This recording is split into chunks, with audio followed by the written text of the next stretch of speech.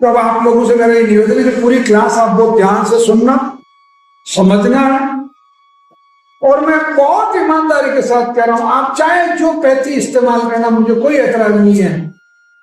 आप एलोपैथी से इलाज करवाओ, होम्योपैथी से करवाओ, झाड़ फूंक करवा लो, कुछ भी कर लो, परंतु ये जो नवग्रह आश्रम से जो आपको इंस्ट्रक्शंस दिए जा रहे हैं, जो निर्देश हैं, जो औषधि हैं, जो जानकारी है, उसको मत छोड़ना अगर कैंसर को हराना है तो।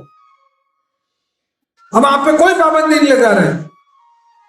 हम आपको नहीं कह रहे कि हर महीने आप जांच करवा के लाओ। हम तो कह रहे हैं 6 महीने बाद में एक बार पेट स्कैन करवा लो, हर 6 महीने बाद अपना सीटी स्कैन करवा लो, या MRI, और कहीं से भी करवा लो। हम ये कभी नहीं कहेंगे आपको कि फला लैब पे जाके करवा।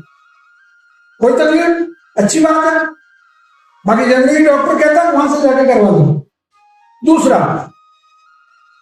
आपको चाहे कीमो करवाओ, चाहे रेडिएशन करवाओ, चाहे सर्जरी करवाओ, जो कुछ भी पैथी, जो कुछ भी तरीका इस्तेमाल करोगे, उसके साइड इफेक्ट होंगे ही होंगे। ऐसा एक भी पेशेंट मैंने अब तक नहीं देखा इन 25-14 साल में कि जिसका 10-15 कीमो हो गया हो और उसकी हालत बिल्कुल यूनिवर्सिटी पंजर की तरह नहीं है।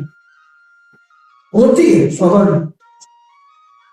हर 6 महीने बाद कैंसर वापस रिपीट होकर आता है अगर आप कीमो करवाते हैं। आप रेडिएशन करवाते हैं तो हर 9 महीने बाद कैंसर वापस रिपीट होता है। टाइमिंग नोट करके। और सर्जरी करवाते हैं तो आजकल तो 5 महीने 6 महीने या ज्यादा 1 साल में वापस राइट से लेफ्ट और लेफ्ट से राइट आता है। होम्योपैथी का भी यही खेल है।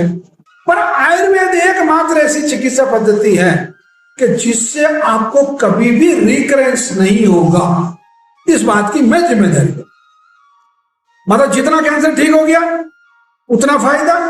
आपने गलती की, वो फिर अपना खेल करेगा। आप गलती नहीं करोगे, उसको धीरे धीरे धीरे धीरे कम करते जाओगे, वो खत्म हो जाएगा। एक जैसे एक छोटा सा वो तरीका बताता हूं मैं आपको। जैसे इस दीदी को अपन कहेंगे, दीदी ये बहुत बड़ा पहाड़ है, तुम इस पहाड़ को खत्म कर दो, तो आप एकदम कर सकते हैं? नहीं कर सकते। तो रोजाना उसमें से एक पत्थर निकालना शुरू करो। रोजाना उसमें से 50 किलो या 100 किलो, जितना आप निकाल सकते हैं उतना निकालो। क्या एक दिन पहाड़ रहेगा वहां? नहीं रहेगा। अब उस पहाड़ को आप तेजाब से खत्म करोगे। आपको जो कीमो दिया जा रहा है क्या है? केमिकल है। मैं तो साफ शब्दों में कह रहा हूं, अगर आपका वजन 60 किलो है और आपकी उम्र 60 साल से कम है तो आप लीजिए ना कीमो। कौन मना कर रहा है? बिल्कुल, जो WHO की गाइडलाइन है कि भाई आपका वजन अगर 60 किलो है और आपकी उम्र अगर 60 साल से कम है तो आपको कीमो कम नुकसान करेगा। क्या तकलीफ है? अब ऐसे कि इस क्राइटेरिया में कितने पेशेंट आते हैं? 5% पेशेंट आते हैं। करवाइए, कोई इतना। रेडिएशन कीमो की तुलना में कम नुकसान करता है। सिकाई जिसको बोलते हैं, सिकैया जो करवाते हैं, वो कीमो से कम नुकसान करता है, वो ज्यादा फायदा करता है। अगर मान लो आपके थायराइड की कोई ग्रांट है या गाले की है या कहीं पे भी है, अगर रेडिएशन या ब्रेन ट्यूमर है, करवाइए ना, कोई तकलीफ नहीं। लोग कहते हैं साहब बायोप्सी करवाएं कि नहीं करवाएं? मैं कहता हूं एक तो ब्रेन की और एक फेफड़े की और एक स्प्लीन की, ये 3 अंग ऐसे। स्प्लीन तो होता ही इतना आगे, उसकी क्या बायोप्सी होगी? मतलब वो तो होता ही बहुत छोटा अंग है। इन 3 की बायोप्सी नहीं करवानी है। मतलब जो ट्रीटमेंट है वो अपना, मतलब जो सीटी स्कैन में या पेट स्कैन में जो कैंसर आ गया, जो चमकता हुआ निशान आ गया, उसके हिसाब से अपना इलाज शुरू कर लो।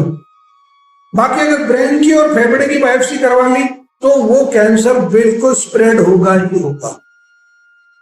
हालांकि अभी एक नई रिसर्च और भी आई है कि आपका ये जो माउथ कैंसर जो होता है, माउथ कैंसर में खासतौर से जो जीभ का और यहाँ नीचे जो गांठें, 2 तरह के, तो जीभ और ये यहाँ जो गांठें बनती है, उसकी भी बायोप्सी जिसने भी ली तो उसके बाद में उसमें अब मुद्दा आता है सर्जरी का। अगर जिंदगी बचानी है तो सर्जरी जरूरी है मेरे भाई। परंतु ये बात मैं स्ट्रिक्टली कह रहा हूं, मेरे 14-15 साल के अनुभव में कह रहा हूं, ब्रेन ट्यूमर की और फेफड़े की कभी सर्जरी मत करवा। आपने मान लो सर्जरी करवा ली, हो सकता है 1 महीने का लाभ हो जाए आपको, 2 महीने का लाभ हो जाए, उस पेशेंट को इस दुनिया से जाना ही जाना। क्योंकि वो जो कैंसर, क्योंकि इन 2 की कोशिकाएं ऐसी है जो सेल्स हैं वो इस तरीके की कोशिकाएं हैं, उनको अगर एक बार आपने छेड़ दिया तो वो मतलब इतनी तेजी से ग्रोथ होती है कि उसकी कोई सीमा नहीं। अब इसका एक उदाहरण बताता हूं।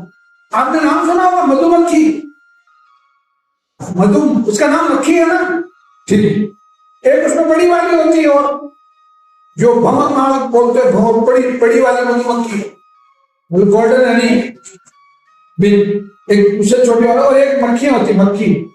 अब मक्खी में मधुमक्खी में फर्क है नहीं है। देखो मक्खी को तो छेड़ दो, क्या फर्क पड़ता, मक्खी यहाँ बैठी उड़ा दो उसको, बहुत सारी मक्खियां भी बैठी तो उड़ा दो। देखो उस मधुमक्खी को उड़ा के देखो, नहीं उड़ाते। सेम मधुमक्खी की तरह आपकी ब्रेन की और लंग्स की सेल्स, उनको आप जो ही छेड़ोगे और वो स्प्रेड होनी शुरू। तो कोशिश करें उससे बचे। हो गया ना तो हो गया जिसके लिए कभी दिमाग में ये मत लाना और यार मैंने तो ऑपरेशन हो गया, मैं क्या करूंगा, हो गया ठीक, बात खत्म है, गलती थी या किस्मत खराब था, हो गया। परंतु ये ट्रीटमेंट अगर कंटिन्यू करोगे तो आपको नुकसान नहीं, ठीक है।